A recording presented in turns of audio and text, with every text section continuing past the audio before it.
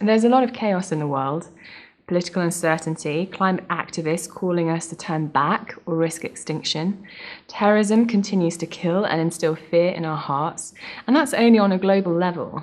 If we zoomed in on our own lives, I imagine there's an awful lot going on there too. You know, a friend of mine told me that she has 4 family funerals to attend in the next few weeks. All of this calamity, chaos, and uncertainty then is surely a sign of God's absence. I can absolutely see why we would think that. If I were to invite you to my apartment though, one of the things you'd notice is my absolute love of books. Now let's say you see on my bookcase the 3rd of the 7 Harry Potter volumes. It's one of my favourites, The Prisoner of Azkaban.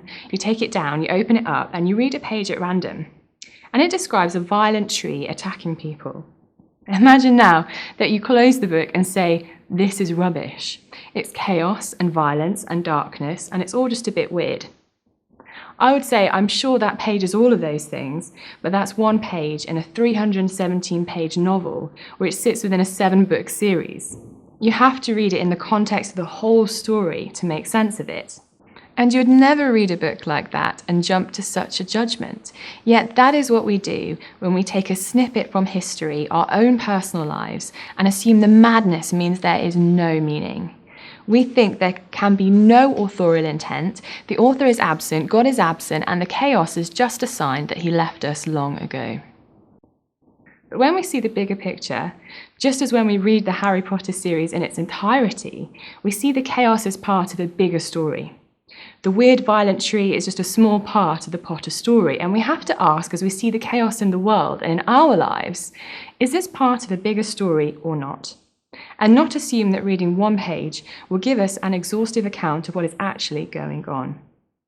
Could it be, read in context, that even the instability, turmoil, and uncertainty around us is a sign of God's presence? The existence of the weird tree in Harry Potter and even the evil villain of the series, Voldemort, don't lead us to think the author, J.K. Rowling, is absent. Many of us, we read on, we're keen to see the outcome, the victory.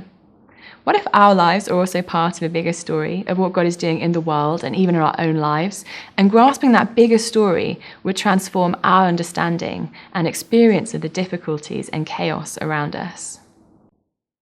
Corrie ten Boom, a Dutch watchmaker who facilitated the escape of many Jews from her hometown and later suffered in a concentration camp as a result, said that when a train goes through a tunnel and it gets dark, you don't throw away the ticket and jump off. You sit still and trust the engineer. So the big question is what you're experiencing right now everything, or is there a bigger story, an author? Is the train shuttling on with no driver, or is there ultimately someone we can trust, even in the darkness and confusion? What if God not only wrote this story, but became a character in the story? What if Jesus actually is God, the one we can trust, even in the darkness and confusion?